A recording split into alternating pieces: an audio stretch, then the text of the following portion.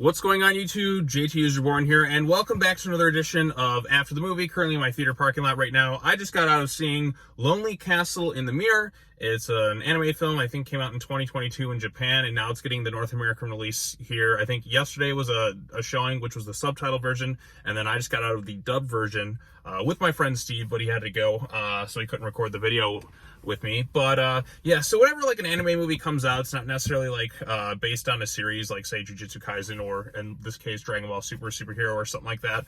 I try to go into these types of movies knowing as little as possible. Like I just see a little ad for it and I'm like, okay, I'm going to go to this thing, because that's part of the fun for me, is the thrill of seeing all these different movies and not knowing so much about it. Whereas so many things come out here in the States, I practically know the whole movie beforehand. So I see an anime movie, I'm like, okay, I'm gonna go check this thing out, because like it's about kind of getting like a special experience with these types of films, with no preconceived hype, not knowing exactly what it's going to be, all the different surprises, twists, and turns, and that's part of the fun for me. So Lonely Castle in the Mirror is an interesting story. It's mostly focused on this young Japanese girl, and she's going through some stuff. A portal in her mirror like opens up, and so she walks through, and then she ends up in this castle, and there's 6 other kids about her age, and then there's like somebody in a wolf mask, like they call her the Wolf Queen, and they basically have a year to kind of visit this castle, and they have to find a key, and the person who finds the key gets a wish, if you will. And then there's something that's connecting them all together as you figure out over the course of the film. But they also have like a set of rules where if you like are in there past curfew, which is like 5 p.m. Japanese time, you'll all be kind of trapped there and eaten by a killer wolf, if you will, like some mystical thing. So it's about these different kids. They're all kind of outcast, if you will. They're all going through their own sorts of issues, and they kind of form a bond over the course of this thing, have to kind of go through like regain some sort of courage, if you will. There's a lot that's kind of going on in this thing, and I don't necessarily want to give it all away, because that's part of the fun for me, is like kind of discovering how this movie unfolds itself. But yeah, each of the kids kind of has their own little different distinct personalities. You have the main, we kind of are primarily focused on this one girl on her own, and then you have like kind of her other friends in that, and they all have their rather interesting backstories that are linked and tied together in a very specific way. Like I said, I don't want to give it all away for those who haven't seen it, because I do highly recommend this movie. I thought it was really good. It gets very serious at different times. It takes some dark turns in some instances that I wasn't necessarily expecting, but I think it all kind of worked out quite well. Animation is pretty good for the most part. Not the most stunning animated film I've seen out of Japan, obviously. I've seen, this seems like kind of more of a lower key type film, but when they go to the castle, and there's definitely some nice looking animation. There's definitely some CG elements that are rather obvious that kind of take you out of it at some times, and like it's definitely I mean, I guess it's all done in the computer anyways, but like there's some elements that are kind of really obvious that kind of like just took me out of it at times. But I think for the most part the animation works quite well. But like, how's the story? Like I said, the story, it's emotional, it's interesting.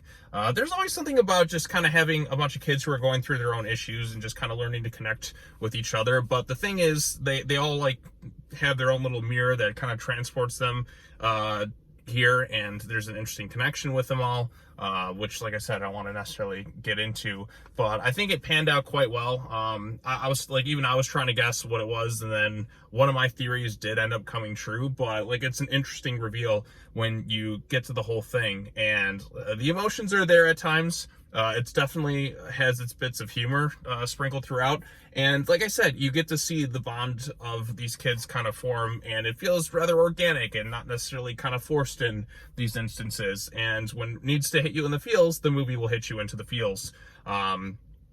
And it has an interesting conclusion, the way everything's kind of wrapped up and kind of ties together from the beginning of the movie to the now. But it deals with a lot of kind of serious stuff. I guess I should get into minor spoilers. I'm not going to give away the ending or anything like that.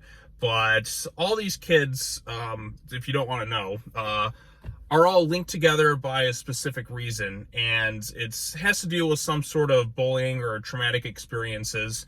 And they're kind of like leaning on each other and trying to work out those issues.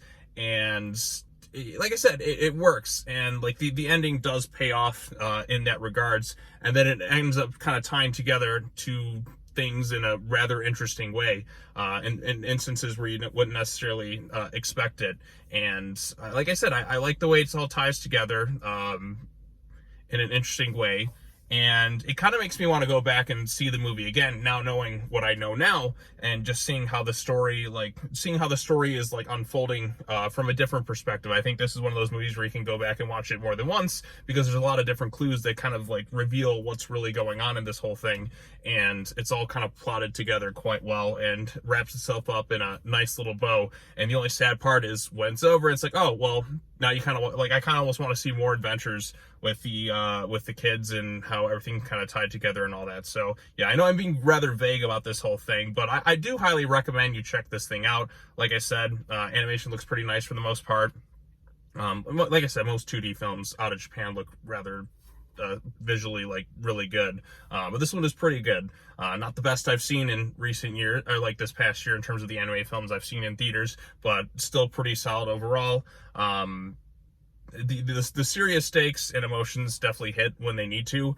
I will say this, like my experience, there was two people sitting like a few seats over me. My God, they were so loud and obnoxious. They kind of hurt it a little bit for me. I'm sure the subtitle version is really good too, but I'm somebody like who's fine watching movies dubbed. I've been watching dubbed movies my entire life, so there's no real disconnect for me when it comes to dubbed movies and stuff like this. So like it just all felt kind of natural. And I thought the voice acting was fine in terms of the dub for the most part. I think it worked together, pretty well.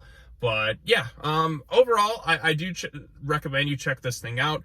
I don't know if it's playing anymore. It was kind of like cause G Kids or whatever was only doing like a limited 2-night only screening. There was a Wednesday and then there was a Thursday, but I'm busy on Wednesdays, so I had to come see it on a Thursday. So like I said, I recommend you check it out. I think it's pretty good, and yeah, pretty good stuff. It's also based on a novel, as I come to find out. So like I said, it's one I definitely would check out again. I think it's the one, like in terms of the animated films I've watched, like Japanese anime films that are kind of getting newer theatrical releases, if you will, it's the one I think I enjoyed the most this year. I think it was this one, Suzume, which was another one by Makoto Shinkai. But I had a little higher expectations for that one because I've seen Makoto Shinkai's other films. But this one, I don't know if I'm familiar with the director's other works, but I like this one a little bit more than Suzume. Again, they're very different in terms of the story and kind of what plays out with it, but it's still a movie I enjoyed rather well. I do think the animation in Suzume is a little more top tier because, we probably had more money. But again, this is a rather interesting one, and it's good. It's pretty good overall. So I enjoyed it quite a bit. So anyways, if you have any thoughts on the movie I just saw, let me know in the comment section down below. Be sure to like this video, share it with your friends, subscribe to the YouTube channel for more content, hit the bell for notifications, all that other fun stuff. I'm going to get going. I got like 2 other videos at least. I got a Skull Island season 1 video I want to get talking about, like just maybe a quick little review on the whole thing or something along the lines. Maybe I'll do a written thing at some point. I don't know exactly how I'm going to put this thing together. Maybe let's do a quick video like talking about season 1, just like a discussion video, and then maybe I'll put together like a written review or something with that. And then I have a DC Comics solicitations video I gotta get out, so for those who are curious and want to check that out. But anyways, that's all I gotta say. As always, take care now, bye bye then, and I will see you all in the next video. Peace.